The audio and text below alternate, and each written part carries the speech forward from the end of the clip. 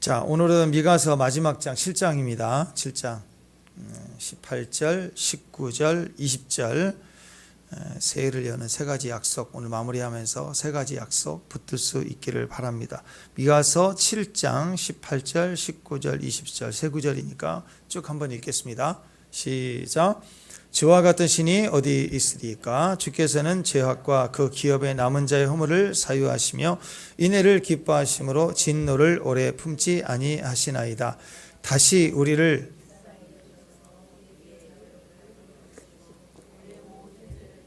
바다에 던지시리이다. 주께서 옛적에 우리 조상들에게 맹세하신 대로 야곱에게 성실을 베푸시며 아브라함에게 인애를 더하시리이다. 아멘. 아멘. 축복합니다. 한 번 더 우리 옆에 있는 사람 인사 좀 하십시다. 복되고 형통할지어다 하고 선포해 주세요. 복되고 형통할지어다. 아멘. 네. 아멘. 아프리카에 가면 모리셔스라는 나라가 있죠. 여기 보면 아프리카 지도잖아요. 지도면 안 나오네. 여기가 조그만 이게 마다가스카르인데 이 섬의 옆에 가면 이거 그림에 굉장히 크게 나왔는데요. 실제 지도로 보면 점같이 작은 섬이에요. 그러니까 이 아프리카 대륙의 전체 대륙에 지도를 보면 여기 섬이 이렇게 마다가스카르이 있는데 그 옆에 조그만 섬입니다. 이 섬이 모리셔스라는 섬이에요. 동쪽에 있는 아주 작은 섬이죠. 그래서 아프리카 대륙하고 많이 떨어져 있기 때문에 생태계도 많이 좀 다릅니다. 굉장히 아름다운 섬이라고 알려져 있습니다.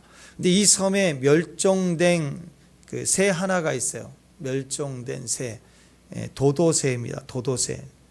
되게 웃기게 생겼어요. 되게 못생겼어요. 또 재밌게 생겼어요.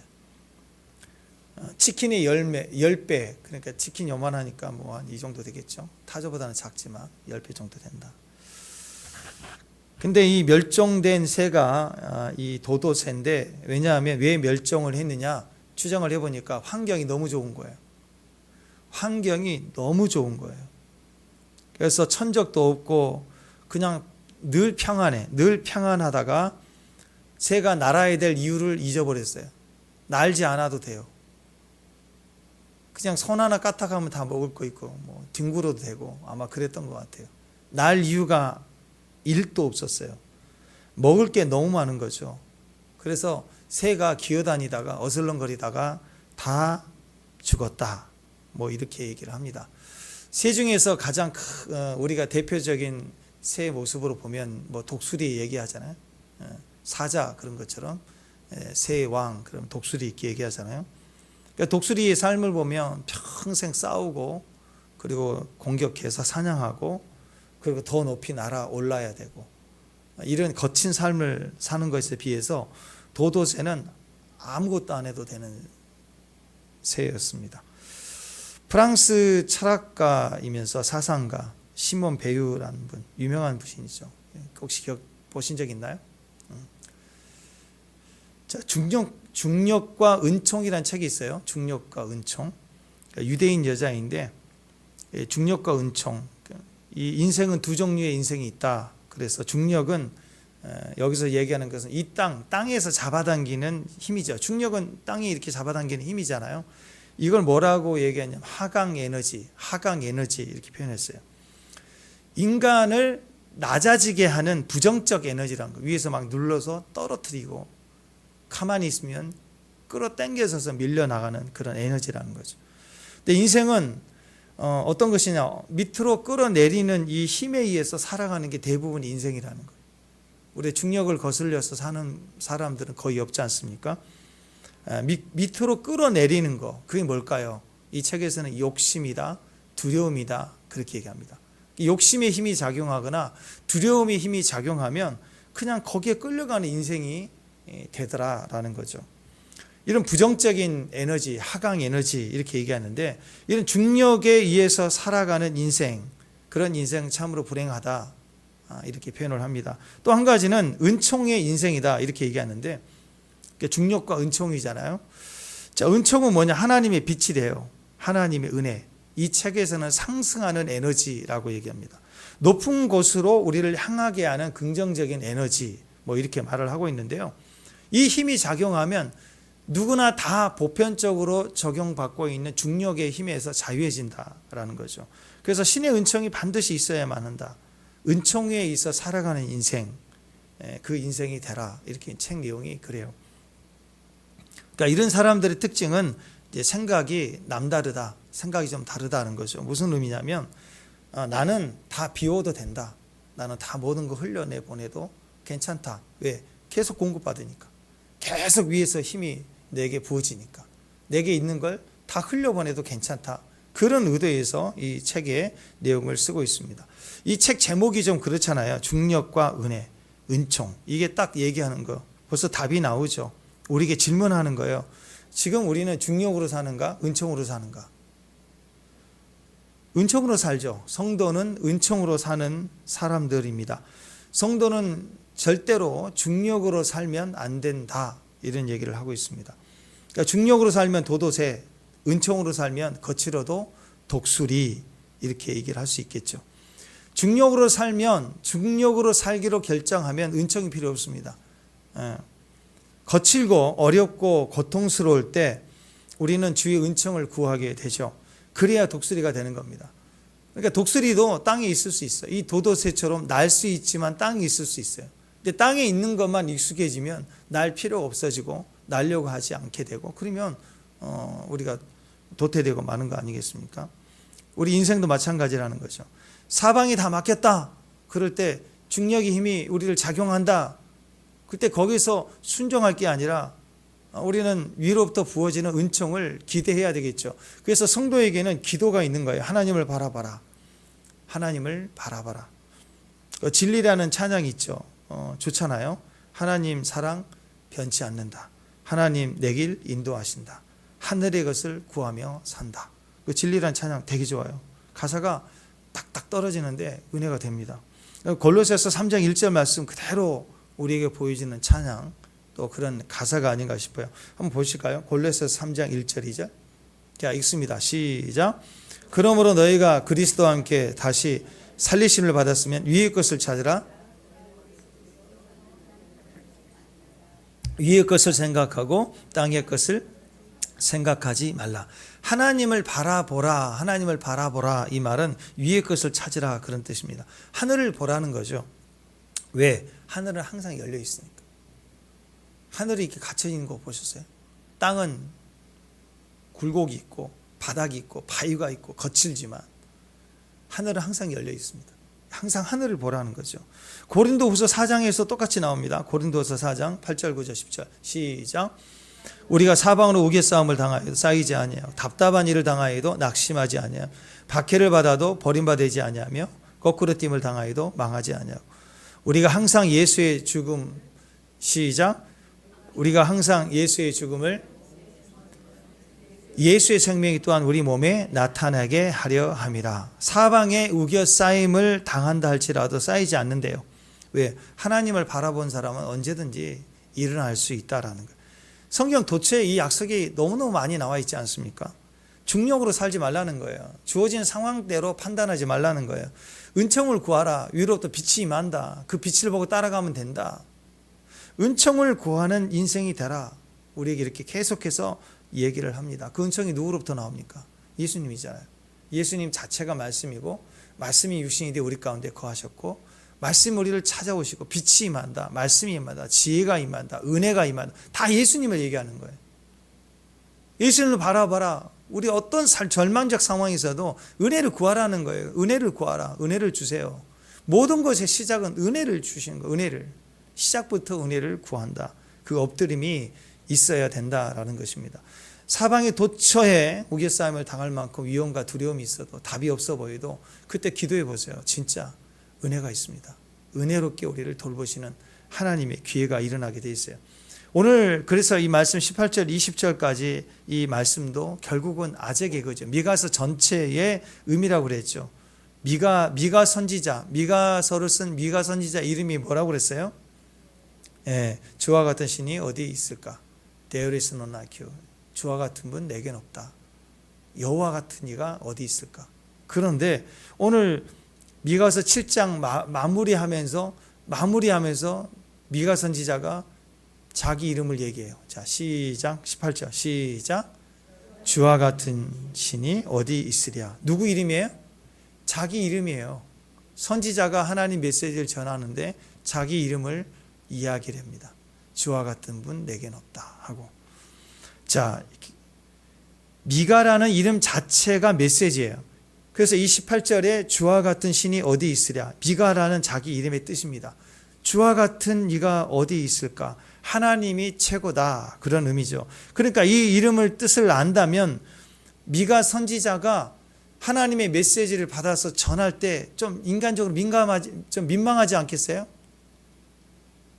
아니, 하나님의 이 위기 속에, 이스라엘이 위기 속에 멸망을 선포하고 심판을 선포해야 되는 그 긴장된 순간에 미가 선지자가 하나님 메시지를 전하는 첫 번째 단어가 자기 이름이에요. 민망하지 않겠어요? 인간적으로? 예. 그래서 성도들은 민망해도 살아가야 돼요. 민망해요. 그럴 때가 있어요. 하나님이 자기 자신을 간증할 때 자기 자신을 자랑하라고 할 때 있다고. 집사님, 권사님, 한번 이 일 좀 있었잖아요. 그거 한번 간증해 주세요. 그러면 택이 빼요. 그럴까. 우리 자꾸 자신을 드러내는 게 좀 민망할 때가 있단 말이에요. 그런데 하나님이 말씀하셨다고 외치는 선지자의 입에서 미가부터 얘기를 하라고. 하나님이 말씀하시면 말하는 이 상황이 좀 민망할 수도 있겠죠. 그러나 그런 인간적인 느낌이 아니라 사실은 그래도 되는 인생이 되어야 됩니다. 내 삶에 하나님의 말씀이 얼마나 분명한지 자기 이름을, 자기 삶을 나누는데 전적으로 하나님을 드러낼 수 있는 믿음의 삶을 살아오는 이야기. 정말 중요하죠. 반대로 메시지를 듣는 다른 사람들, 특히 히브리 사람들은 이걸 읽으면서 되게 웃었을 거라고. 무슨 선지자가 예언한다고 하면서 맨날 자기 이름을 갖고 말장난한다. 미가, 하나님 같은 분이 어디 있으랴.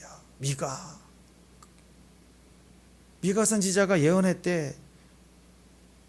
나 미가야. 여러분, 제가 하나님의 메시지를 예언하겠습니다. 나 조준원이야. 그럼 얼마나 웃기겠어요. 그죠? 그래서 별로 좋아하지 않는 사람들은 이스라엘 사람들 가운데 이 미가란 말이 그런 뜻이니까 미가 선지자가 미가를 외치네. 그러면서 아니 무슨 자기 이름 갖고 말장난하냐. 무슨 선지자냐. 이런 조롱도 있었을 거라고요. 그래서 오늘 본문 말씀 미가서 7장 18절, 19, 20절 말씀을 보면 이 말씀이 사실은요. 이스라엘 백성들이 신년 예배 드릴 때, 새해가 시작이 될 때 요 세 구절을 항상 낭독했던 구절이라고요. 지금 연말이죠. 우리 새해 시작이 되는데 전통적으로 보면 이 세 구절은 이스라엘 백성들이 신년 예배 드릴 때 항상 보편적으로 낭독했던 말씀이라고 합니다. 우리식으로 얘기하면 송구영신 예배 드릴 때 우리가 읽었던 본문으로 늘 같이 낭송했던 말씀이다. 이렇게 볼 수 있죠. 자, 하나님이 그들에게 약속을 주셨다. 그러니까 너희들은 그 약속을 흘려보내는 자들이 되라. 이게 메시지인데요. 여기 보면 세 가지 약속이 나옵니다. 새해에 이 세 가지 약속을 하나님이 하신 거예요. 이 언약이죠. 언약은 쌍방간의 계약입니다. 그래서 우리만의 약속이 아니라 하나님이 먼저 약속하신 거예요. 세 가지 약속입니다. 용서의 약속이고 성실의 약속이고 인애의 약속이에요. 용서, 내가 너희를 용서할 것이다. 인애, 나는 너에게 성실, 내가 너에게 성실함을 가질 거다. 한 해 동안 내가 성실할 거다. 약속한 것에 성실하게, 신실하게 내가 이행할 것이다. 세 번째는 인애의 약속입니다. 내가 너를 사랑한다. 어떤 상황에서도 나는 너를 사랑할 거다. 이걸 약속하신 거예요. 그러면 세계적으로 이 세 가지를 우리식으로 받으면 첫 번째 뭐예요? 용서의 약속이니까 언제든지 우리는 하나님께 회개하고 용서를 얻을 수 있어요. 또 누군가를 용서해야 돼요. 두 번째, 우리는 항상 성실함을 가지고 주님의 이 말씀에 신실할 필요가 있습니다. 약속에 받은 말씀의 약속에 신실함을 보이라. 세 번째는 인애죠. 철저하로 어떤 상황에서도 하나님의 자녀로 살겠습니다. 사랑 입은 자로 살겠습니다. 자, 하나님의 성품으로 살아가는 사람들, 하나님의 형상을 따라 지음받은 사람들이 성도들이죠. 아멘. 엄마서도 얼룩서 엄마 닮았네. 그죠? 예수님 닮게 돼 있어요. 우리가 그런 삶을 살아가라. 그게 성품입니다. 베드로후서 1장 4절 읽어봅시다. 시작. 이로써 보배롭고 지극히 큰 약속을 우리에게 주사 세상에서 썩어질 것을 피하여 신성한 성품에 참여하는 자가 되게 하려 하심이었느니라. 우리가 신은 아니죠. 신은 아닌데 신에게는 신의 성품이 있잖아요. 근데 우리가 신은 아닌데 신에게만 있는 신의 성품이 우리 안에 들어와 있대요. 그래서 우리에게서 내 인간적 성품이 나오는 게 아니라 이제 우리는 신의 성품이 우리에게서 나올 수 있대요. 그래서 우리가 하나님을 바라보지 아니하면 내 성질, 내 곤조, 내 분노가 나오지만 우리 안에 뭐가 있냐면 신의 성품이 있대요. 그래서 신의 성품이 우리에게서 나오기 시작한대요. 주님을 바라보면. 그래서 하나님이 우리로 하여금 신의 성품에 참여하는 자가 되게 하셨다. 이 약속의 말씀이 그렇게 하기 때문에 용서도 성실도 인내도 사실은 우리 힘으로 되지 않아요. 근데 우리 안에 이미 신의 성품이 있기 때문에 이제 믿음으로 살면 주님을 바라보면 약속하신 거예요. 하나님 우리에게 약속하신 거라. 용서의 약속, 성실의 약속, 인내의 약속이 우리 삶에 내 삶을 통해서 성취가 된다. 이게 약속이라고. 하나님 약속하십니다. 그러니까 한 해 동안 우리는 새해를 시작하면서 용서하며 살고 성실하게 살고 하나님 인내, 헤세드를 가지고 살아야 된다. 세 가지인데 하나씩 더 살펴보겠습니다. 첫 번째 용서의 약속입니다. 용서의 약속인데 18절 19절 오늘 말씀이에요. 자, 18절 19절 한번 읽습니다. 18절 19절 시작. 주와 같은 신이 어디 있을까? 주께서는 죄악과 그 기업에 남은 자의 허물을 사유하시며 인애를 기뻐하시며 진노를 오래 품지 아니하시며 다시 우리를 불쌍히 여기셔서 우리 죄악을 발로 밟으시고 우리 모든 죄를 깊은 바다에 던지시리이다. 우리를 용서하시고 우리 죄를 멀리 깊은 바다에 던지셨다. 이렇게 얘기합니다. 죄악과 그 기업에 남은 자의 허물을 사유한다. 용서해 주신다는 거예요. 긍휼히 여기신대요. 우리를 사랑하신대요. 또 깊은 바다에 던졌다. 다시 돌아오지 않는다는 거죠. 여러분 어렸을 때 우리 동전 같은 거 이렇게 개울가에 물놀이 할 때 던져서 구슬 같은 거 던져서 막 잠수해서 찾기 하고 해보신 적 있나요? 찾기 하잖아요.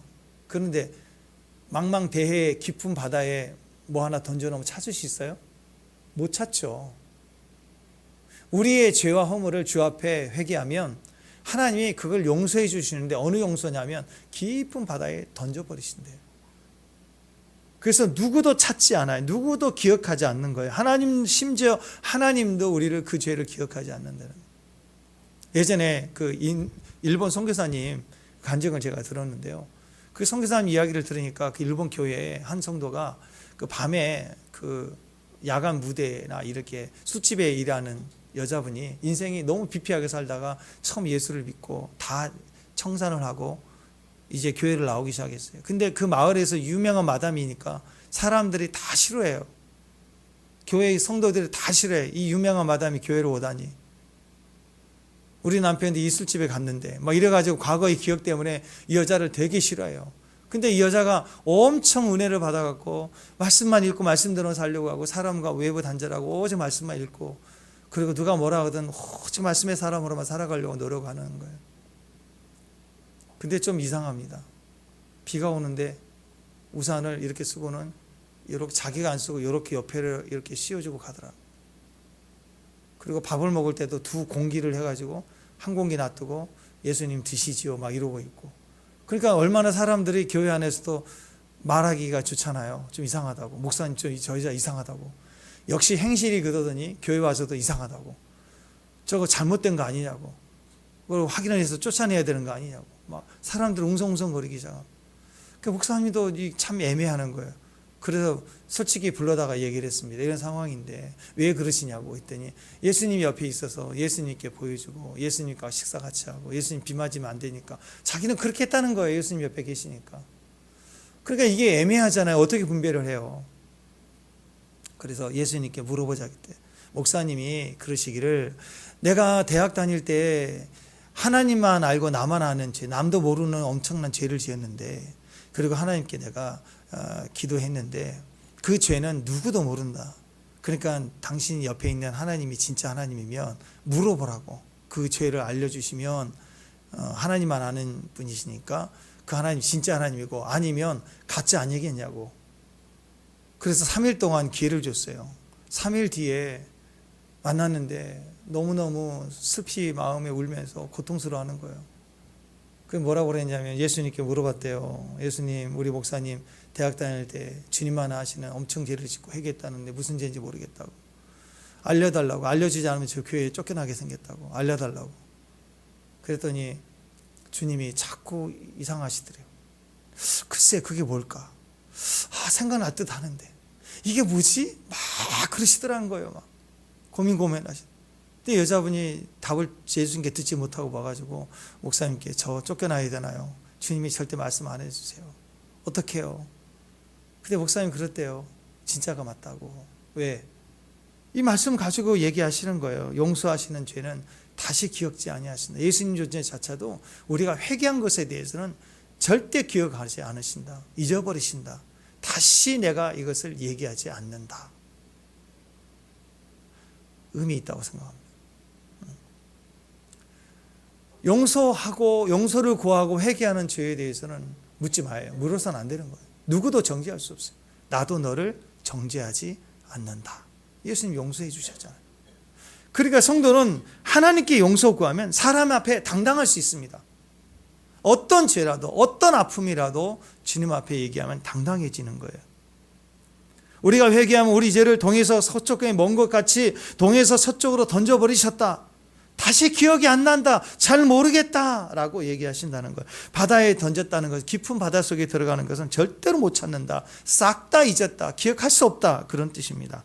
용서를 받았으니까 우리도 용서하라. 예수님께 이런 용서를 받았으면 형제의 죄를, 누군가 죄를 잘못을 구할 때 용서해야 됩니다. 구원 받았으니까 구원의 사명을 이루라. 그 메시지 아닙니까? 그래서 제사장, 우리가 영적 제사장, 왕 같은 제사장이다. 고린도후서 5장 19절 20절에 이렇게 얘기합니다. 자, 앞을 보고 다 같이 시작. 곧 하나님께서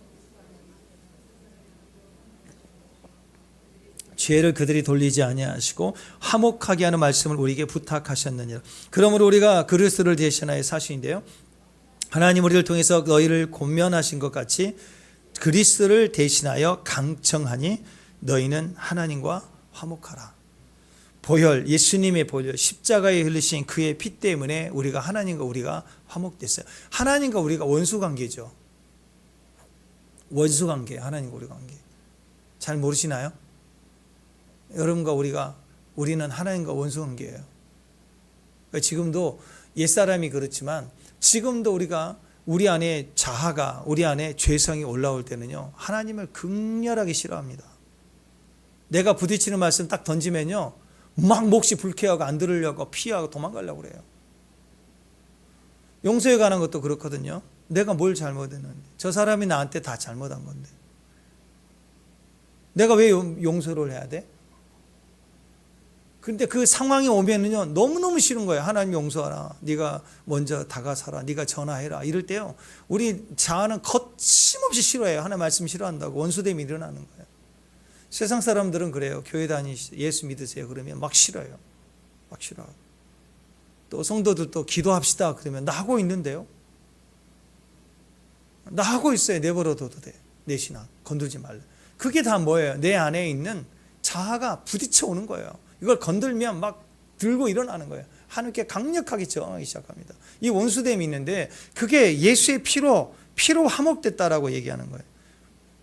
또 우리가 왕 같은 제사장은 중보의 역할이 있죠. 백성의 죄를 가지고 주님 앞에 올 때 제사장들은 그 죄를 가지고 짐승의 제사를 드려서 피를 뿌려서 하나님께 제사를 드리잖아요. 중보의 역할이 있는 거예요. 우리가 그런 일이 있대요. 그래서 하나님 그리스도를 대신하여 사신이 되었다. 우리를 통해서 세상에 대해서, 주변의 형제 자매에 대해서 권면해야 돼. 말씀을 권면하는 그런 중보의 사명이 우리에게 있다라는 거예요. 무슨 말입니까? 화목하래요. 먼저 예수의 피로 우리가 하나님과 화목하고, 또 형제와 형제 사이 예수의 피를 두고 사요. 피를 두고 용서하는 거예요. 피를 두고 화목하라는 거예요. 예수의 피가 반드시 필요해요. 내 인간적인 덕망, 한계가 있습니다. 대부분의 사람들은 대충 용서하고 넘어갈 수 있는데 안 되는 사람이 있어요. 죽어도 안 되는 사람. 그거 넘어갈 수 있습니다. 왜요? 예수의 피를 의지하며. 모든 용서에는 피가 들어가야 돼요. 모든 회개에는 다 피가 들어가야 됩니다. 예수의 피. 아무리 내가 억울하고 내가 옳아도 용서하지 않으면 사실은요, 그냥 막히는 거예요. 그 사람과 나의 관계가 단절이 아닙니다. 그를 통해, 그 상황을 통해서 내게 하나님 부어주시고 내게 은총을 주시는 통로가 막혀요. 찬양도 다 되는데 어느 찬양은 안 막혀버린다고. 예배도 잘 드리는데 어떤 말씀이 우리에게 들려올 때는 탁 막혀버린다고. 용서하지 않으면 막힙니다. 독사의 독 보셨죠? 딱 독사가 이렇게 물면 그냥 이빨 자국 하나 나는 것 같은데 거기 독이 주입되면 이 혈관에 피들이 젤리가 돼버려요. 젤리. 굳어져 버린다고. 혈관이 막히니까 죽어요. 여러분, 내가 아무리 옳아도 나 아무리 맞아요. 여러분이 선하게 살고 참고 인내한 거 많다고. 근데 내가 맞다는, 제가 틀리고 내가 맞다는 이유 때문에 내가 용서하지 않고 막히면 내 혈관이 막히고 생명이 막히고 영적 흐름이 막힌다고. 그러니까 나도 죽고 그도 죽고 다 죽는 거예요. 선악과는요, 다 죽어요. 옳고 그름이 아니에요. 절대로 옳고 그름으로 가면 안 돼요. 흐름이 있고 없고요. 피가 흐르지 않으면 죽어요. 비록 저 사람이 잘못했고 나는 피해자일지라도 같이 막혀 죽으니까. 내가 하나님으로부터 내게 주신 흐름은 막혀서는 안 되잖아요. 흐름이 생겨야 되잖아요. 그래서 용서하고 풀라는 거예요. 용서하고. 어떤 분들은 죽어도 용서가 안 된대. 억만금을 갖다 줘도 나는 절대 용서가 안 된대. 저 사람은, 저 집안은 막 그러더라고요. 근데 사람이 진짜 웃겨요. 법적 이렇게 공방이 있어서 재판 나고 이렇게 뭐 1억 2억 이렇게 보상금 받잖아요. 그럼 또 풀어져요. 사람이 진짜 간사한 거예요. 자기가 자기를 모르는 거예요. 이 사람은 죽어도 용서 안 된다 그래도요, 얼마 일정 금액 받고 보상 그냥 내가 용서해 주는 거야 이렇게 하도요, 선물 받고 일정의 어떤 금액을 보상받으면 풀어져요. 인간은 그런 거예요. 마음이라는 건 절대로 믿지 마세요. 사람 마음, 자기 마음 절대적일 수 없습니다. 결국은 살아야 돼요. 그래서 풀어라고요. 돈 얼마 받고 풀겠어요? 그냥 풀어버리라고. 그래서 과거의 시간이 현재 오늘부터 시작되는 나의 시간에 0.001초라도 과거의 묵은 때가 오염되지 않도록 풀어 던져버리는 거예요. 해결해 버리라는 거예요. 지금부터는 지금의 삶을 살아가는 최고의 방법입니다. 용서하고 꺼내버리는 거예요. 유대인들은 항상 자기가 옳대요. 이방인은 개. 자기는 항상 옳다. 그래서 선면의식에 사로잡혀 있으니까 흐름이 막히는 거예요. 그들이 받은 은혜의 말씀, 구약의 그 놀라운 은혜가 흐름을 막아버리니까 막힘이 되어버렸어요. 구약이 율법으로 그들의 율법적 삶이 막힘이 되니까 예수님 오셨는데도 예수님을 만나질 못해요. 예수님을 죽이잖아요. 죽여버리잖아요. 그래서 율법에 막히는 백성이 돼버렸어요. 흐름이 끊어졌다. 그게 유대인의 불행이었어요. 근데 예수님 모시고 나서 그 흐름이 이방인에게 넘어오고, 이방인들에게는 혈통의 이유가, 또 선민의 이유가 하나도 없는 이방인에게 복음이 급속도로 증거되면서 이방인의 구원이 얼마나 많은 축복을 만들어냅니까? 우리는 깨달아야 됩니다. 아무리 내가 옳아도 막히면 죽어요. 소통해야 됩니다. 교통해야 됩니다. 뚫리면 생명이 흘러나가고 들어오고 있을 때 사는 거예요. 그래서 요한복음 4장에 보면 목마름에 대한 이야기 나오죠. 이 물을 먹는 자마다 다시 목마르지 아니한다. 영생토록 솟아나는 샘물이 되리라. 내 목마름을, 갈증을 해결해 주는 물이 예수님인데, 요한복음 7장에 가면 이 목마름으로 끝나지 않죠. 뭐가 나와요? 생수의 강이 나와요. 이 배에서 생수의 강이 흘러날 것이다. 이게 성도의 모습이라는 거예요. 그러니까 겨우 내 인생의 목적을 못 잡고 방황하고 힘들다 예수님 만나서 내 마음의 갈증이 회복이 되고 치유가 되고 내가 드디어 살만 났다. 이게 성도의 삶이 아니라 이건 시작일 뿐이에요. 예수 믿고 과거 용서되고 끝나고 내가 해결받는 것에서 끝나는 게 아니라 나에게서 생수의 강이 흘러나가서 목마른 자를 먹이고 살리고 또 그들을 살게 해줄 수 있는 통로가 되는 거. 그게 성도의 삶이라는 거예요. 흐름이 나에게서 끊어졌던 것이 예수를 믿고 내 안에 생명으로 들어오는 것을 끝내지 말고 나를 통해서 또한 나가야 됩니다. 생수의 강으로 나갈 수 있도록. 그래서 막힌 것을 뚫어낼 수 있는 약속이 새해에 있어요. 새해. 하나님 우리에게 용서의 약속을 해주셨습니다. 아멘. 이제는 우리도 다 용서해요. 다 끊어내야 돼요. 지금의 생각과 마음과 내 삶에 조금이라도 부정이 과거의 이유가 나에게 생각하고 고민하고 염려하게 해서는 안 되는 거예요. 끊임없이 용서하고 씻어내버려야 됩니다. 그래서 자꾸자꾸 현재를 살아갈 수 있는 저와 여러분 됐으면 좋겠습니다. 두 번째는 주님이 성실의 약속을 주셨어요. 성실의 약속. 20절입니다. 20절 한번 읽어보십시다. 20절 시작. 주께서 옛적에 자 읽어보세요. 시작. 옛적에 맹세하신 대로 성실을 베푸시며 아브라함에게 인애를 더하시리라. 자, 성실과 인애가 나오는데 두 번째는 성실의 약속입니다. 자, 우리도 성실하자. 새해에는 성실하자. 왜? 주님이 우리에 대해서 성실하시기 때문에. 주님은 이 말씀에 대해서 우리에게 1년 내내 1년으로 따진다면 우리에 대해서 성실하게 내가 너희를 위하여 이 약속의 말씀들을 내가 지켜낼 거다. 그러니 우리도 이 약속의 말씀에 대해서 성실해야 되겠죠. 에메트입니다. 에메트. 성실한 단어가 에메트인데 신실하다, 확실하다, 진실하다, 안정되어 있다 뭐 이런 뜻이에요.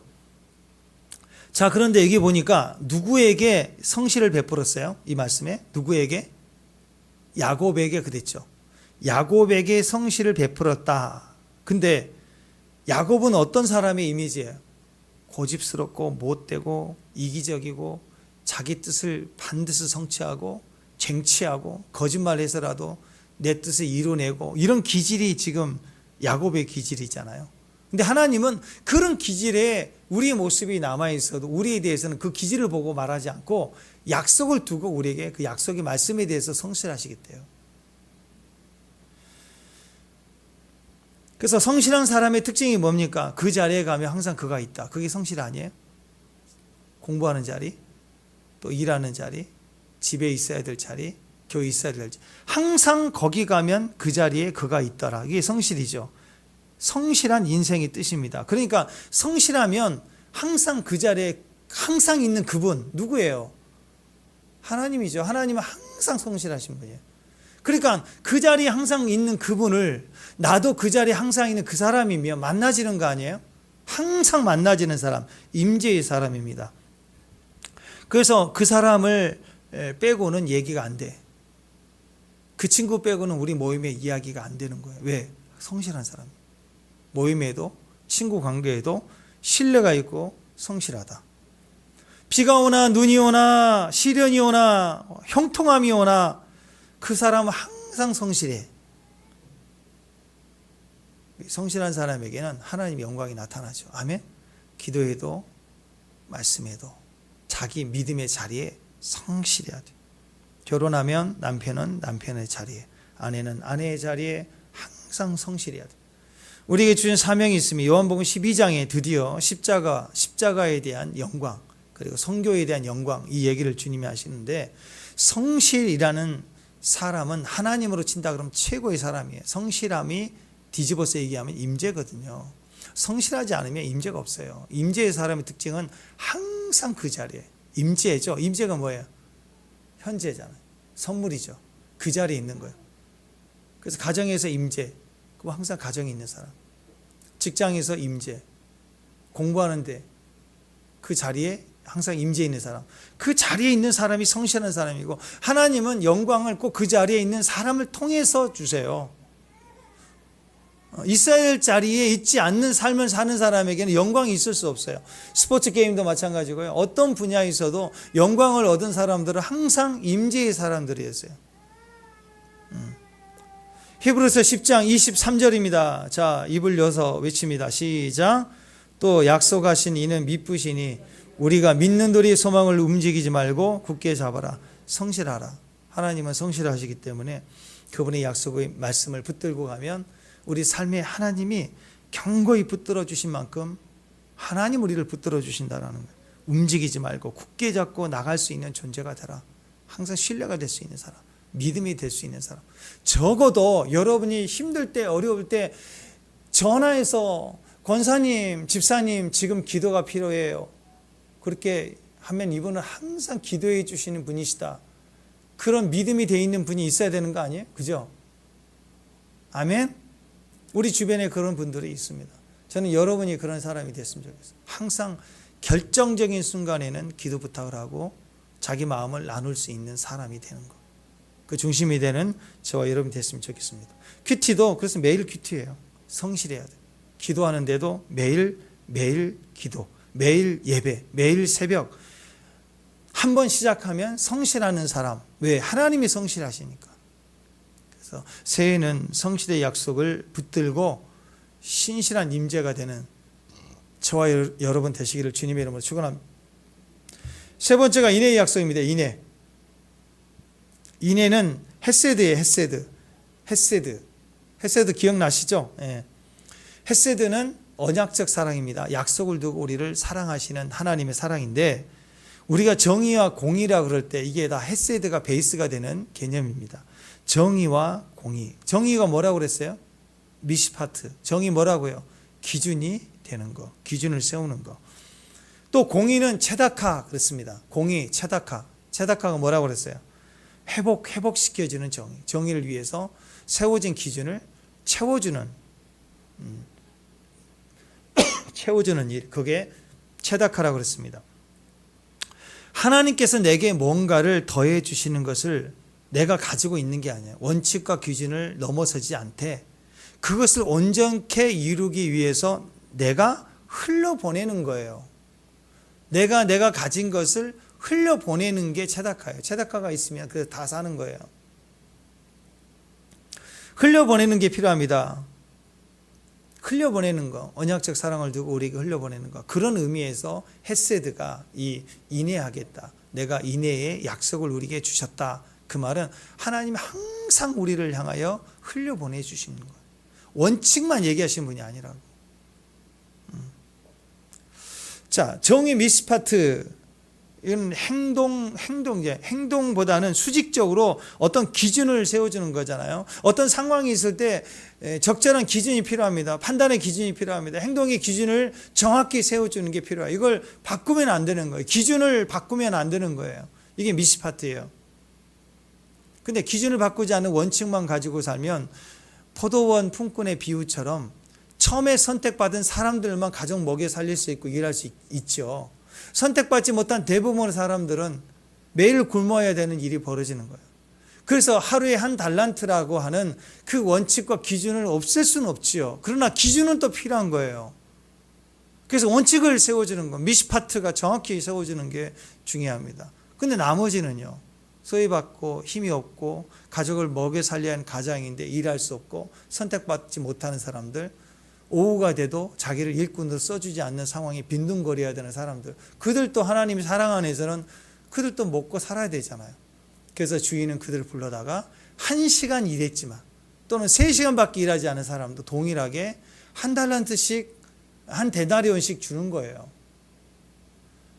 이게 체다카예요. 영향력, 그리고 온전한 정의가 되어질 수 있도록 세워주는 능력.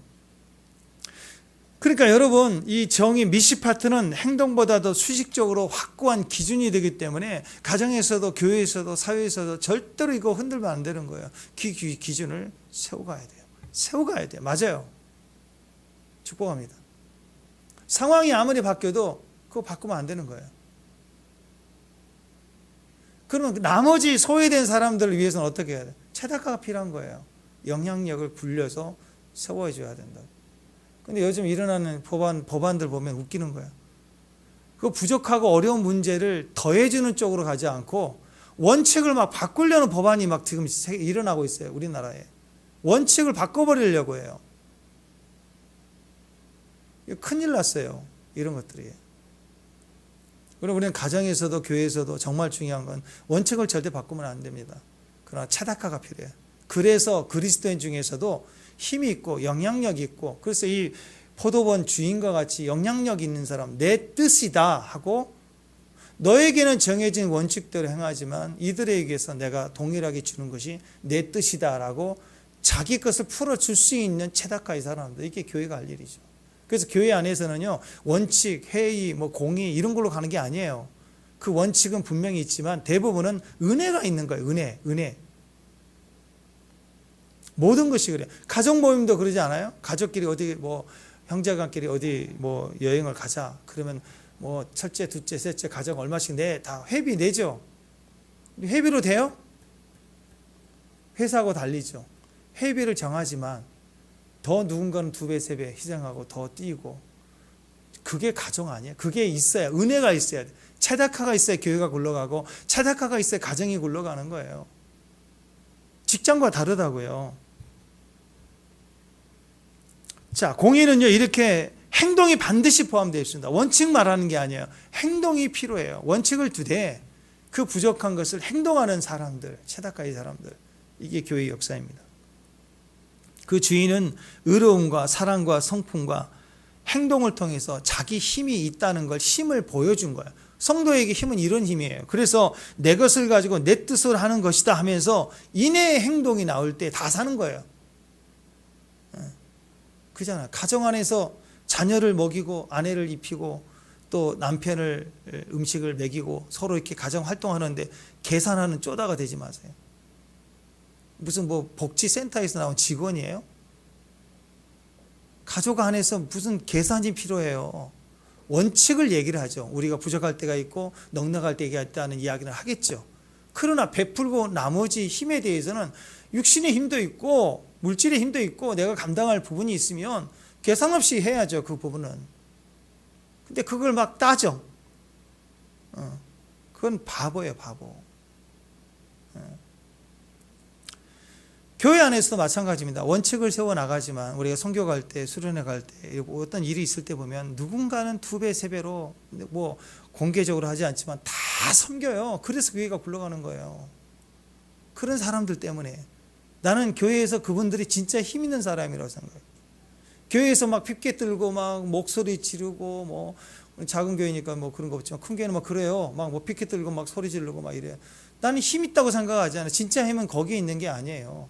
정의 옳은 거, 뭐 공의, 차별 이거 뒤집고 하는 사람들이 아니라 진짜는 힘을 가진 사람들은 제다카의 사람들이에요. 그걸 풀어낼 수 있는 힘을 가진 사람.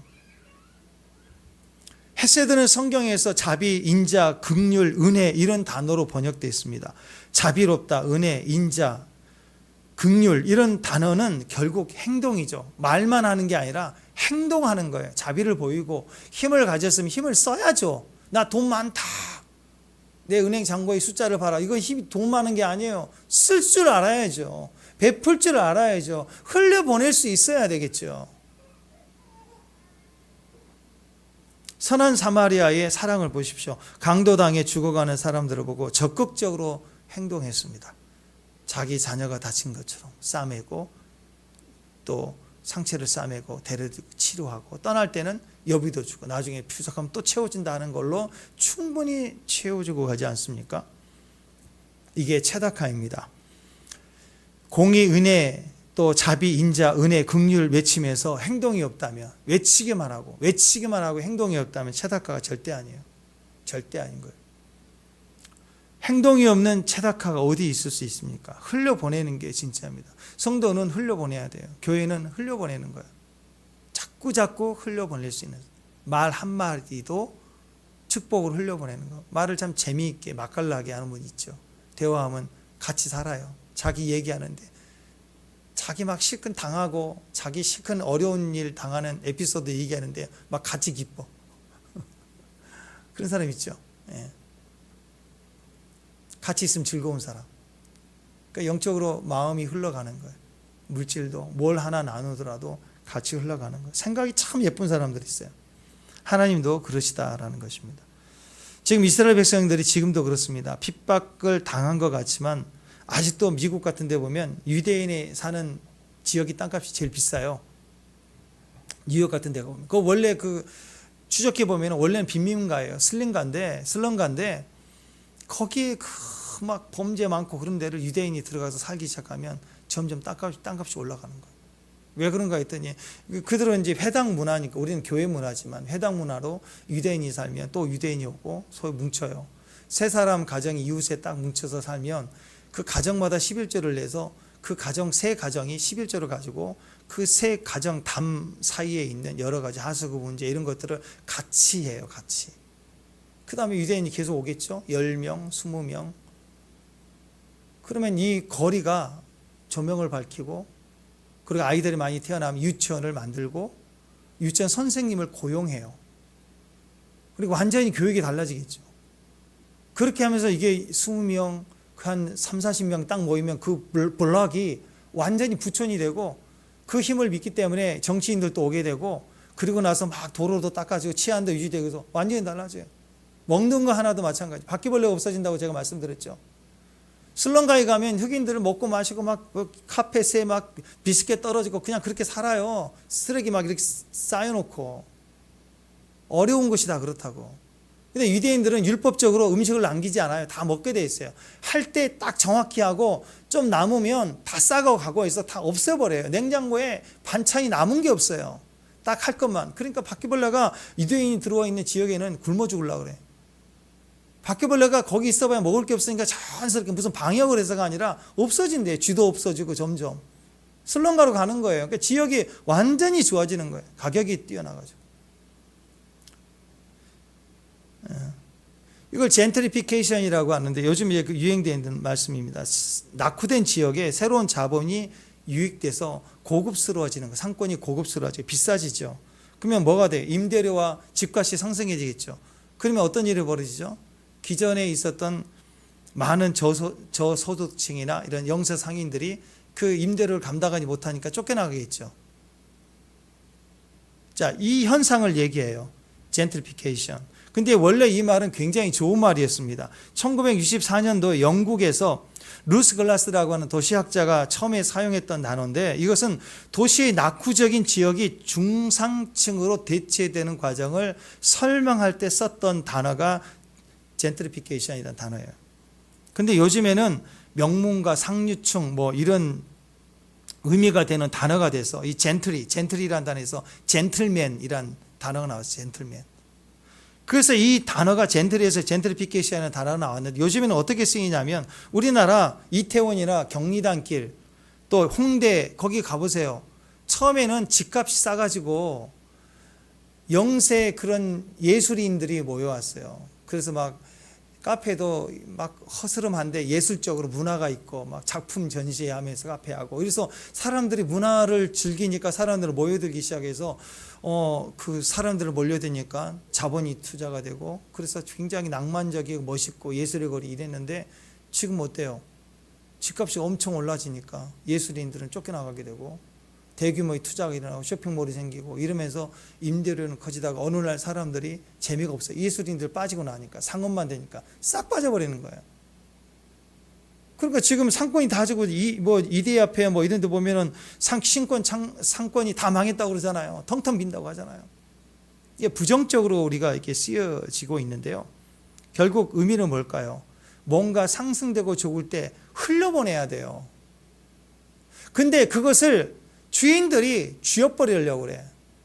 올려서 쥐어버린다고. 내가 가지고 있는다고. 그러니까 다 막히고 쫓겨나가고 자기도 막히고, 그 상권 다 죽는 거예요. 하나님 우리에게 기회 주실 때 마찬가지. 유대인들은 모일 때 상권이 올라가면 그걸 흘려보내요. 지역사회에 흘려보낸다고. 그래 값은 높아지고 다 같이 사는 거예요.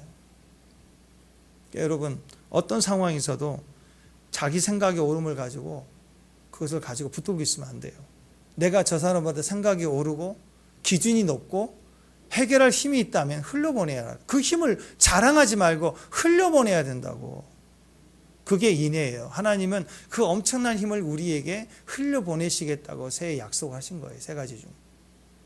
새해는 우리가 가지고 있는 힘이 있습니까? 지혜롭습니까? 그러면 판단하지 말고 그걸 보충해서 흘려보내야죠. 살게 해야죠. 나중에는요, 손에 쥐고 있으면 주변에 다 사라집니다. 다 사라지면 쥐고 있는 것만 있고, 나중에 쓰고 싶어도 보내주고 싶고 흘려보내고 싶어도 사람이 없다니까요.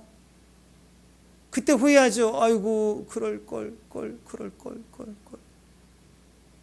누군가 주변에 좋은 일이 있을 때 축복을 흘려보내보세요. 계산하지 말고. 흘려보내세요. 그러면 남아요. 아이고 그때는 내가 돈이 없어서 못 해주는데 지금 정도면 해줄 수 있을 텐데, 그런 말 무슨 소용이 있어요. 근데 시간 지나서 보면요, 그 어려울 때 뭐 누구 세탁기 하나 해주고 뭐 냉장고나 하는 게 남아있어요. 지금도 돈 준 건 잊어버렸는데 다 남아있더라고. 그러니까 어떤 중요한 일이 있을 때는 쓰세요. 형제들에게, 또 어머니에게, 가족에게 무슨 일이 있을 때 한번 써보세요. 남아있다니까요. 남아요. 돈은 안 남아요. 돈은 은행에다가 1억 놔두고 1년 지나보세요. 1억 숫자만 있지 가치는 뚝 떨어져요. 지금 환율이 얼마나 올라가는데. 근데 쓴 건 남아요. 쓴 건. 냉장고 하나 사주고 남아있다고. 평생 기억해. 쓸 때 쓰십시오. 흘려 보내십시오. 손에 있는 거 쓰라고 주신 거예요. 쥐고 있으라고 주신 거 아니라. 시간도 쓰세요. 몸으로 힘도 쓰세요. 뛰어다니세요. 품어주고 안아주세요. 성도는요, 교회에 하나님의 부르심 입은 존재입니다. 성도의 가장 큰 축복은 천국인데 이미 우리는 구원받았기 때문에 지금 죽어도 천국 가요. 그런데 하나님이 왜 지금 여기 있게 하시는가? 사명 때문에 그런 거예요. 지상명령이 있어요. 지상명령 한번 보세요. 지상명령. 마태복음 28장 한 구절 시작. 예수께서 나와 말씀하시되 이르시되 하늘과 땅의 모든 권세를 내게 주었으니, 권세를 주었으면 자격입니까? 아니죠. 쓰라고 주신 거죠. 그 다음 절 시작. 그러므로 너희는 가서 모든 민족을 제자로 삼아 아버지와 아들과 성령 이름으로 세례를 베풀고 내가 너희에게 분부한 모든 것을 가르쳐 지키게 하라. 볼지어다 내가 세상 끝날까지 너희와 항상 함께 있으리라. 흘려보내라는 거예요. 철저하게 흘려보내라. 한마디로 그냥 나쁜 땅에 가라. 어렵고 힘든 땅에 가라. 나보다 약한 자에게 가라. 나에게 더 약한 자에게 가서 젠트리피케이션이 되라. 임대로 올려 받으려고 하지 말고 그 가치를 내가 이 본 것을 취하려고 하지 말고 흘려보내라고.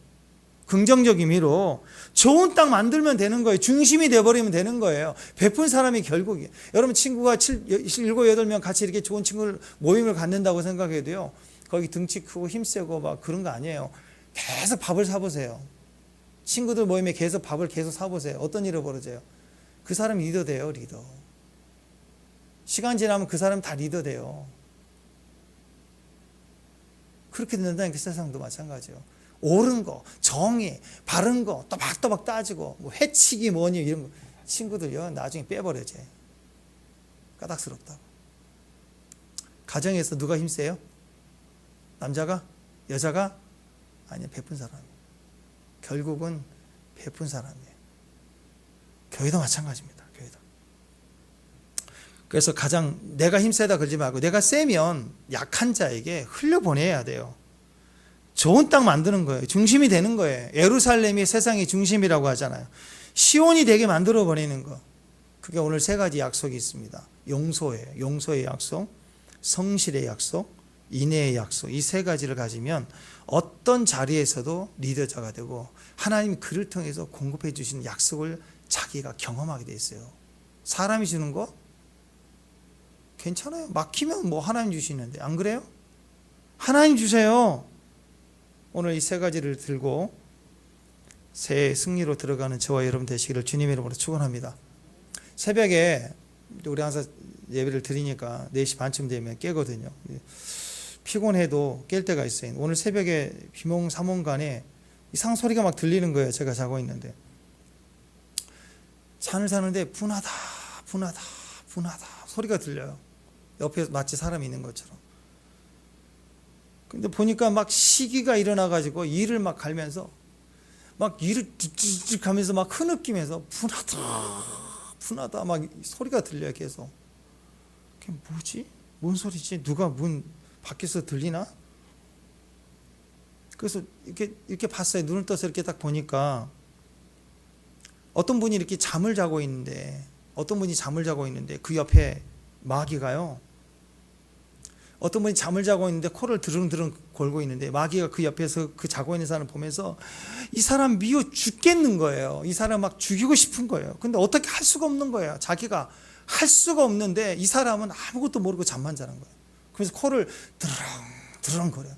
근데 이 사람은 아무것도 모르고 막 이 사람 깨어 기도하고 있는 것도 아니고 그냥 자고 있는데 코를 골고 자고 있는데 코 고는 소리가 드르릉 할 때마다요. 드르릉 할 때마다 이 옆에 있는 마귀는 이를 갈며 시기하고 분노 일어나고 막 어떻게 할 수가 없으니까 막 몸부림치면서 분하다 드르릉 분하다 드르릉 하는데 같이 분하다 막 이러고 있는 거예요.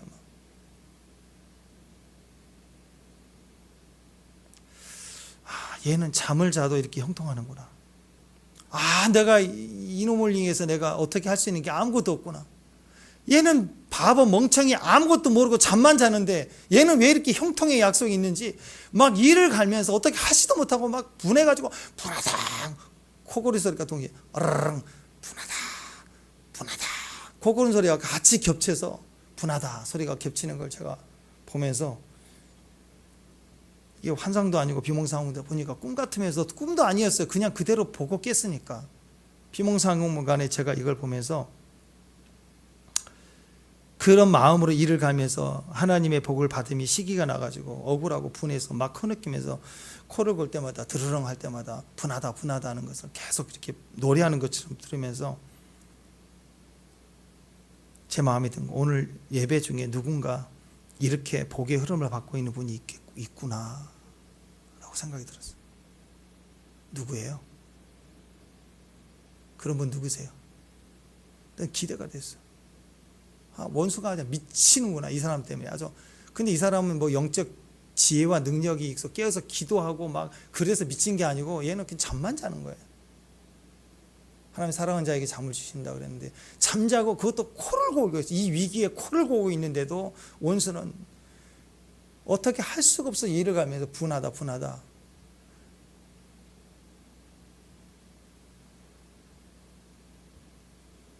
제가 그걸 알아줬어요. 오늘 우리 가운데 누군가는 이런 복의 흐름을 가지고 지금 여기 있는 분이 있구나. 저는 미가라고 생각합니다. 미자씨, 미가 선지자, 미자씨. 누구예요? 김미자씨, 최미자씨, 남미자씨. 잘 모르시죠? 우리는 잘 몰라요. 근데 원수는 이를 갈고 있다고. 이를 우리가 코고라도 우리 약속을 믿어야 됩니다. 새해로 들어간 이 세 가지 약속을 붙잡고 누리시는, 마귀가 시기 나서 이를 갈고 비록 코를 골아도 코를 골 때마다 거기에 사운드에 맞춰서 분하다 하는 그 믿음의 사람들이 누군지, 그 축복의 사람이 되는 저와 여러분이 됐으면 좋겠습니다. 저와 같은 분 내게는 없도다. 자리에 일어나셔서 오늘 미가서 마치면서 고백합니다. 저와 같은 분 내게는 없도다.